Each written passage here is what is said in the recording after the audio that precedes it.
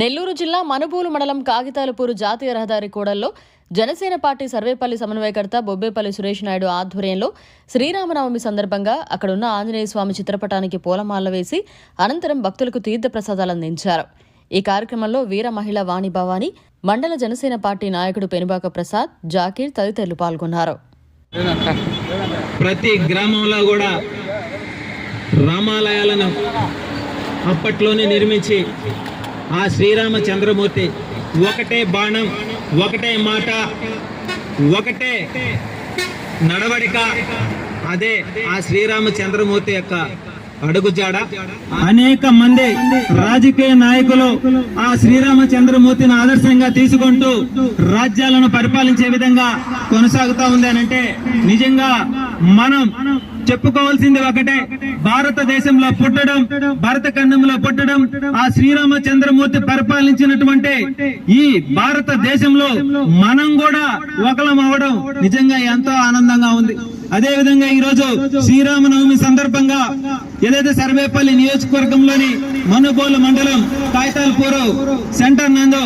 స్వామివారి తీర్థ ప్రసాదాలను భక్తులందరికీ కూడా పంపిణీ చేయడం జరిగింది. దీనికి స్థానికంగా ఉన్నటువంటి మండల అధ్యక్షులు ప్రసాద్ గారు, అదే విధంగా మన కంటే సుధాకరణ గారు, మా మహిళా అధ్యక్షురాలు గుమ్మినేని వాణి భవాని గారు, మా జాకీర్ బాయ్ గారు, అదే విధంగా మా సోదరులందరూ కూడా కలిసి కట్టుగా కూటమిలో భాగమైనటువంటి బీజేపీ నాయకులు కావచ్చు, తెలుగుదేశం పార్టీ నాయకులు కావచ్చు, ప్రతి ఒక్కరూ కూడా ఈ యొక్క తీర్థ ప్రసాదాల పంపిణీలో భాగస్వాములు అవడం, మేమంతా కూడా రామరాజ్యం రామరాజ్యం అని చెప్పి ఎదురు చూసే తరుణంలో ఈ రోజు శ్రీరామనవమి పండుగ జరుపుకుంటున్న ప్రతి ఒక్కరికి శ్రీరామనవమి శుభాకాంక్షలు తెలియజేస్తుంది. శ్రీరాముని ధర్మ పరిపాలన ఈనాటి రాజకీయ నాయకులు స్ఫూర్తిగా తీసుకొని భారతదేశాన్ని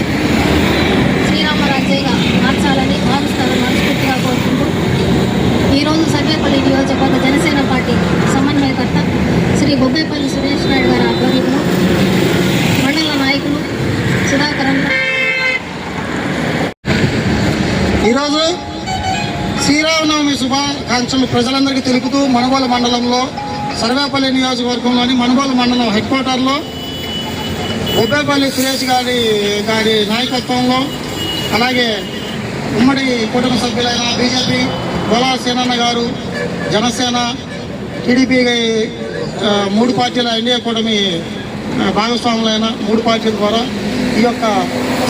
మరిన్ని అప్డేట్స్ కోసం మన HN9 టీవీ ఛానల్ ని సబ్స్క్రైబ్ చేసుకోండి.